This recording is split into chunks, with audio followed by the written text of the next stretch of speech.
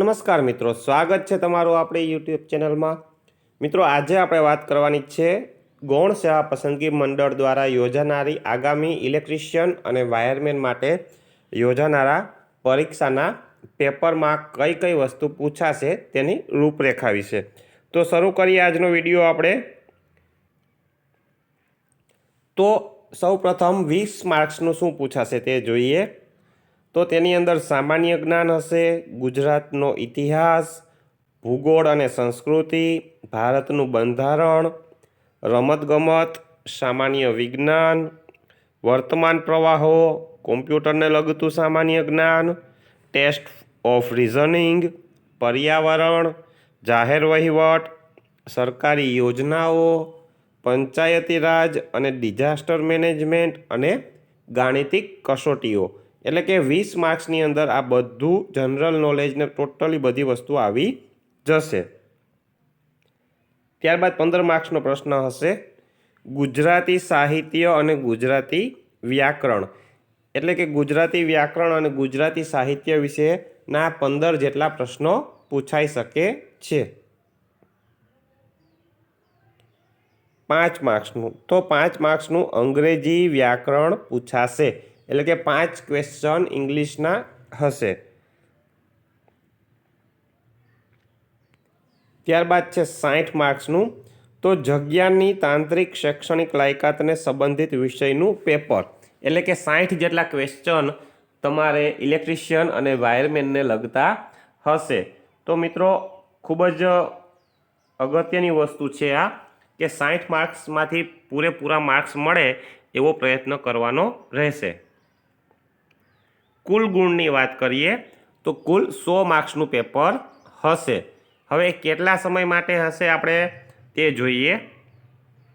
તો 90 મિનિટ, તો 90 મિનિટ તમને આપવામાં આવશે અને તેની અંદર તમામ પ્રશ્નોના જવાબ આપવાના રહેશે। સામાન્ય સૂચનાઓ જોઈ લઈએ કે અમુક પ્રશ્નો અંગ્રેજી અને ગુજરાતીમાં રહેશે। એટલે કે અંગ્રેજી અને ગુજરાતી બંનેમાં હશે। ધોરણ 10નું લેવલ રહેશે। એટલે કે ગુજરાતી વ્યાકરણ, ત્યારબાદ ભૂગોળ, પર્યાવરણ, પંચાયતી રાજ હોય અથવા ઇંગ્લિશ ગ્રામર હોય તે બધું જ ધોરણ 10ના લેવલ સુધીનું રહેશે। કુલ 100 પ્રશ્નો રહેશે। દરેક પ્રશ્ન 1 ગુણનો છે। ત્યારબાદ અગત્યની વાત કરીએ કે દરેક પ્રશ્નના જવાબ આપવામાં આવેલ કુલ 4 વિકલ્પો હશે। તે પૈકી આપણે સાચો વિકલ્પ પસંદ કરવાનો હશે અને તેની ઉપર રાઉન્ડ કરવાનું હશે ઘૂંટીને। પરંતુ જો કોઈ પ્રશ્નનો સાચો જવાબ વિકલ્પ પસંદ કરી શકતા ન હોવ અને પ્રશ્નનો જવાબ આપવા માંગતા ન હોવ તો આપે 5મા વિકલ્પ ઈ એટલે કે ઈ વિકલ્પને ઘૂંટીને દર્શાવવાનો રહેશે, જેથી કરીને તમે આ પ્રશ્ન એટેમ્પ્ટ કરેલો ગણાશે અને માઇનસ ગુણ થશે નહીં। જો ઈ કરેલો નહીં હોય તમે અને જો ફક્ત એમ જ પ્રશ્ન છોડી દેશો તો પ્રશ્ન દીઠ 0.25 માઇનસ ગુણ છે।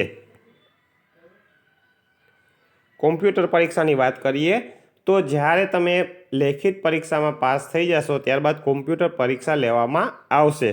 તેની અંદર શું પૂછાશે? એક્સેલ સ્પ્રેડશીટ 10 માર્ક્સની, ઈમેલ કરવા વિથ ફાઇલ એટેચમેન્ટ એ 10 માર્ક્સનું, પાવર પોઈન્ટ 10 માર્ક્સનું, વર્ડ ટાઈપિંગ અથવા વર્ડ ફોર્મેટિંગ અંગ્રેજી તથા ગુજરાતી 20 માર્ક્સનું।